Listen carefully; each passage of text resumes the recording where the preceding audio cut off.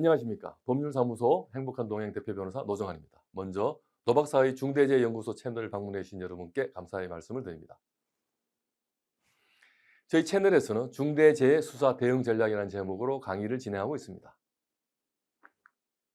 산업안전중점검찰청 검사장 출신으로서 중대산업재해 그리고 중대시민재해 징벌적 손해배상 제도까지 3대 논문을 집필한 경험을 토대로 이론과 실무를 종합해서 중대재해가 발생한 경우 어떻게 하면 수사에 잘 대응할 수 있을지를 주제로 강의를 진행하고 있습니다.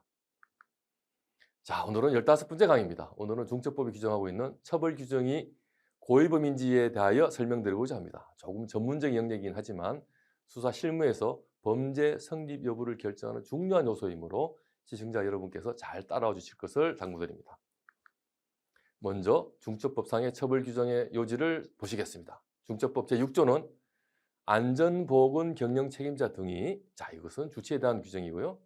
그리고 안전보건 확보 의무를 위반하여 이것은 이른바 기본 행위에 대한 내용입니다. 그리고 사망 등 중대산업재해가 발생한 경우 처벌한다. 라는 내용으로 되어 있는데 사망 등 중대재해가 발생한 경우 이것은 결과적 가중범의 결과 발생에 대한 내용입니다.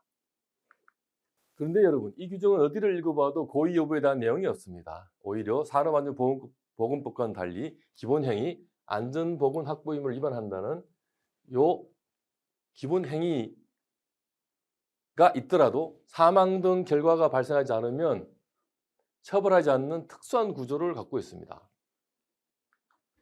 이를 근거로 업무상 과실범을 이해하는 견해가 있습니다. 이 견해에 하면 업무상 과실치사상죄와 마찬가지로 고의 여부를 불문하고 안전보건 확보 의무 불이행, 이꼬로 과실로 봐서 결과에 대한 책임을 바로 인정하는 견해입니다. 이 견해는 소수설에 불과합니다. 왜 그럴까요? 항목을 바꿔서 한번 설명드려 보겠습니다. 중처법으로 처벌받기 위해서는 고의가 필요하냐 안 필요하냐 여기에 대해서 결론을 내리기 전에 먼저 산업안전보건법 관련 판례를 살펴보겠습니다. 법원은 산업법 위반죄와 관련해서 일관되게 행위자의 고의가 필요하다는 입장을 견지하고 있습니다. 다시 말해서 첫 번째, 산업법상의 안전조치를 취하지 않은 채 작업 지시를 하거나 두 번째, 안전조치가 취해지지 않은 상태에서 작업 중인 사실을 알고도 방치한 경우 이때는 고의가 인정되고 고의가 인정되면 처벌한다 라는 내용입니다. 판례는 고의가 없는 경우에 처벌하지 않고 있는데 그렇다면 고의가 없다고 인정하는 경우가 언제냐 여기에 대해서 구체적인 기준을 제시하고 있습니다. 구체적이고 특수한 공정에서 발생할지도 모르는 사고 위험과 관련된 인식을 요구하기 어려운 경우에는 조처 의무 위반에 고의가 없다고 보아서 산업안전보건법 위반의 처벌을 하지 않고 있는 것입니다. 판례는 작업 내용과 작업 방법, 안전조치 의무의 내용, 관련 보고를 받았는지, 결재했는지, 예견이 가능한 사고인지, 안전조치 현황을 인지했는지 등 다양한 요소를 종합하여 고의를 인정하고 있습니다. 쉽게 설명드려서 사업주는 안전조치를 충분히 취하려고 노력했는데 작업자가 작업 지시를 위반하는 등으로 전혀 예상하지 못한 안전조치 불이행으로 사고가 나면 책임을 지지 않는다는 그런 뜻입니다. 이러한 판례 입장은 책임 없으면 형벌없다는 책임주의의 대원칙에 입각한 것으로서 당연한 결론이라고 생각됩니다. 그런데 여러분, 방금 살펴본 산업법과 마찬가지로 중처법에서도 처벌하기 위해서는 경영 책임자 등의 고의가 필요하다는 견해가 다수입니다. 그리고 최근 하급심 판례에서도 고의가 필요하다는 판시를 하기 시작했습니다.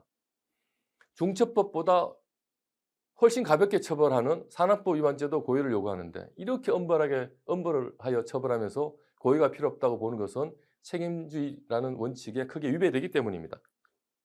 또한 중처법은 결과적 가중범 구조인데 결과적 가중범은 과실범이 아닌 고의범을 전제로 합니다. 게다가 형법상 과실범은 특별한 규정이 있어야 처벌할 수 있는데 중처법은 과실범을 처벌한다는 규정이 어디에도 없습니다.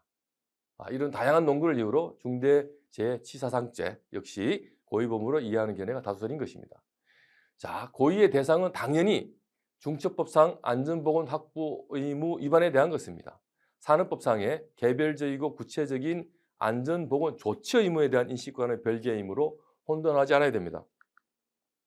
가끔 일선 수사관들과 대화를 해보면 현장 소장이 산업법상의 조치 의무 위반에 대한 고의가 인정된다. 따라서 경영 책임자에게도 중첩법상의 고의가 인정된다는 논리를 주장하는 경우가 있습니다. 이것은 고의에 대한 형사법적인 법률적인 지식이 부족해서 생긴 오해로 보입니다.